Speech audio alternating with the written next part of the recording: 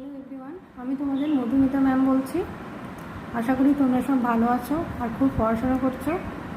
আগের দিন আমি তোমাদের ফ্রেজ আর ক্লজ কীভাবে আইডেন্টিফাই করতে শিখতে হয় সেটা শিখিয়েছি।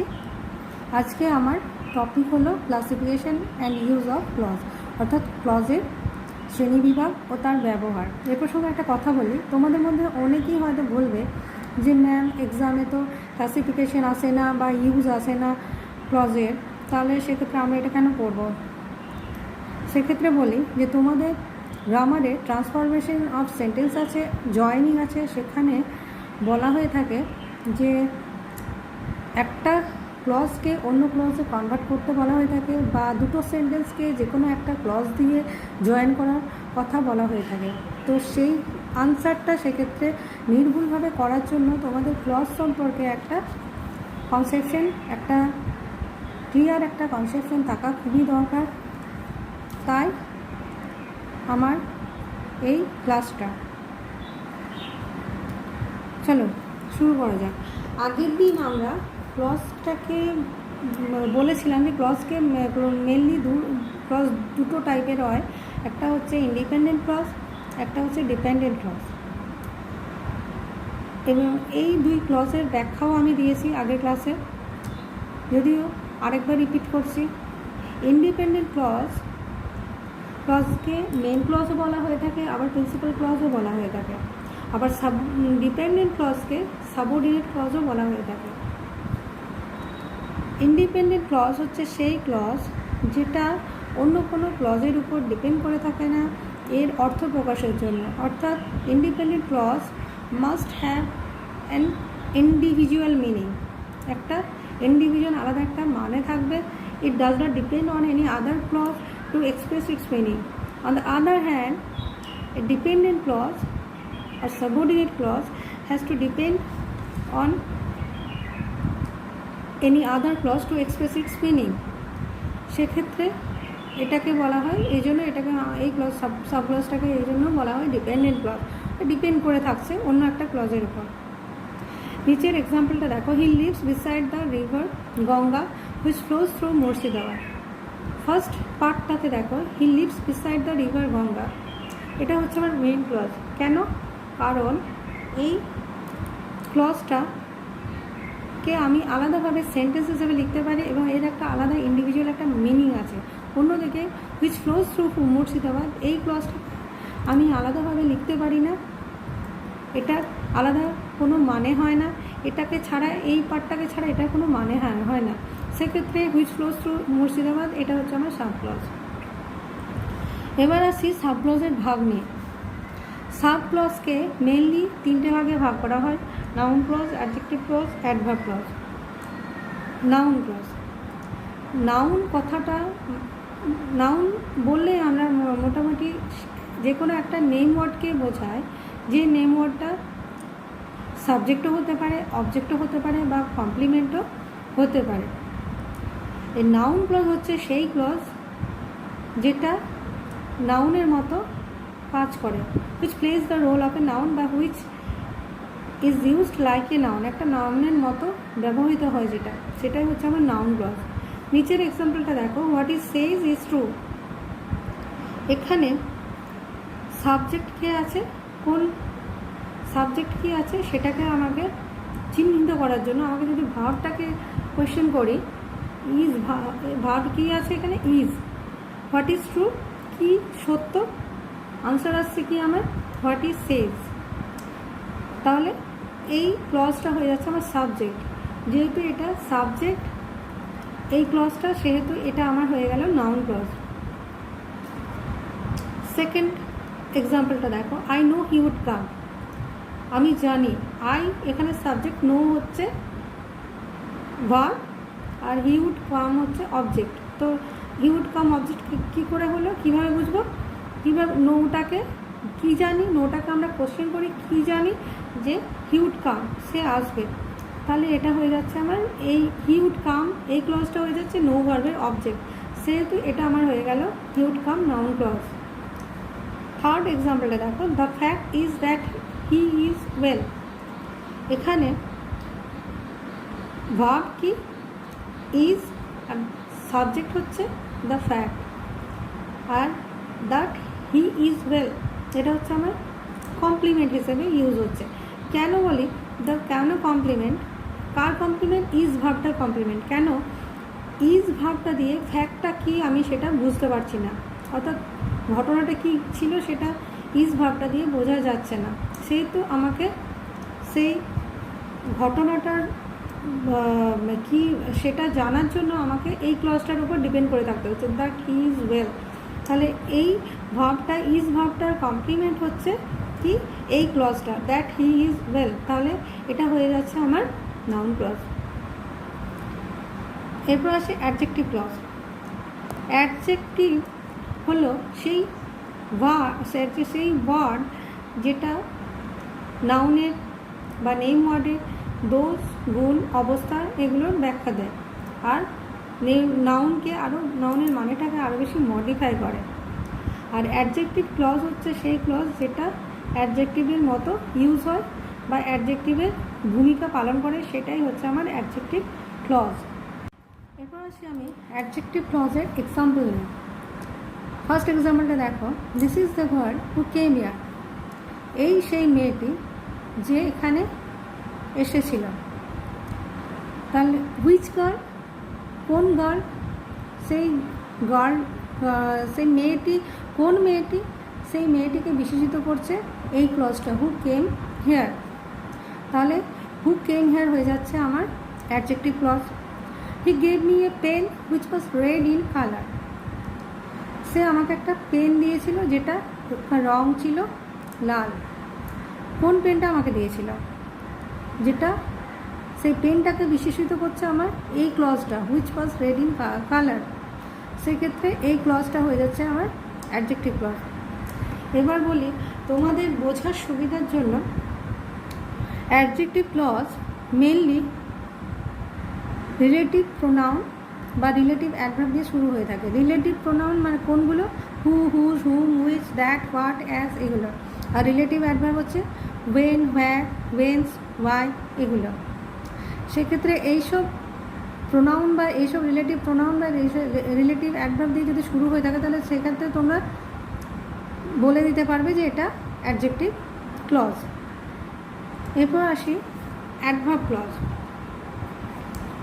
অ্যাডভার্ব ক্লজ, অ্যাডভার্ব মেনলি প্রথমে আমাদের জানতে হবে অ্যাডভার্ব কী। অ্যাডভার্ব হচ্ছে এমন একটি ওয়ার্ড যেটা কোনো স্থান, time, place, time, cause, degree, manner, comparison, condition, concession, reason এগুলো ডিনোট করে। আর অ্যাডভার্ব ক্লজ হচ্ছে সেই ক্লজটা যেটা যে ক্লজটা অ্যাডভার্বের মতো ইউজ হয় বা অ্যাডভার্বের which plays the role of a adverb, যেটা একটা অ্যাডভার্বের মতো ব্যবহৃত হয়, সেটাই হচ্ছে অ্যাডভার্ব ক্লজ। অ্যাডভার্ব ক্লজ কতগুলি লিঙ্কার দিয়ে শুরু হয়ে থাকে, যেমন as, then, if, whether, unless, when, so that, because, since, why, in order, that, etc. এবার অ্যাডভার্ব ক্লজ কি সেটা সম্পর্কে একটা ক্লিয়ার কনসেপশনের জন্য অ্যাডভার্বের টাইপসগুলো আমাদের জানা দরকার। অ্যাডভার্বকে মেনলি 7টা টাইপে বা 7 টাইপস আর কি, দেয়ার আর 7 টাইপস অফ অ্যাডভার্ব। 7 ধরনের অ্যাডভার্ব আছে। ফার্স্টে বলি adverb of time. Adverb of time হচ্ছে সেই অ্যাডভার্ব যেটা কোনো ঘটনা কখন ঘটেছে এবং কতবার ঘটেছে সেই টাইমটাকে মেনশন করে বা ডিনোট করে যে অ্যাডভার্ব, সেটাই হচ্ছে adverb of time. Adverb of time কতগুলি কনজাংশন দিয়ে শুরু হয়ে থাকে, যেমন after, as long as soon as, before, no sooner than, since, until, when or while. নিচে এক্সাম্পলটা দেখো, the thief ran away when he saw the policeman. চোরটা পালালো, কখন পালালো সেটা ডিনোট করছে কোন ক্লজটা? When he saw the policeman, যখন সে পুলিশটাকে দেখলো। তাহলে এই ক্লজটা হচ্ছে টাইমটাকে ডিনোট করছে, যখন চোরটা পালালো সেই টাইমটাকে ডিনোট করছে হচ্ছে এই ক্লজটা। তাহলে এই ক্লজটা হয়ে যাচ্ছে আমার when he saw the policeman হয়ে যাচ্ছে অ্যাডভার্ব অফ টাইম, এটা অ্যাডভার্ব ক্লজ হয়ে যাচ্ছে। এবার আসি adverb of place. Adverb of place হচ্ছে সেই অ্যাডভার্ব যেটা প্লেসকে ডিনোট করে, অর্থাৎ ঘটনাটি কোথায় ঘটেছিল সেই প্লেসটাকে ডিনোট করে। এই অ্যাডভার্ব অফ প্লেস মেনলি এই লিঙ্কারগুলো দিয়ে শুরু হয়, ওয়্যার, হোয়ারএভার, এটসেট্রা। নিচের এক্সাম্পলটা দেখো, they went where they could find shelter. তারা চলে গেছিলো, কোথায় চলে গেছিলো? Where they could find shelter, যেখানে তারা শেল্টার বা আশ্রয় খুঁজে পেয়েছিল। তাহলে সেই প্লেসটাকে ডিনোট করছে কোনটা, কোথায় চলে গেছিলো সেই প্লেসটাকে ডিনোট করছে where they could find shelter. সেক্ষেত্রে এই ক্লজটা হয়ে যাচ্ছে অ্যাডভার্ব ক্লজ। এরপর আসি adverb of manner. Adverb of manner হচ্ছে, অ্যাডভার্ব অফ ম্যানার মেনলি একটা ঘটনা কীভাবে ঘটনাটা ঘটেছে সেটাকে ডিনোট করে।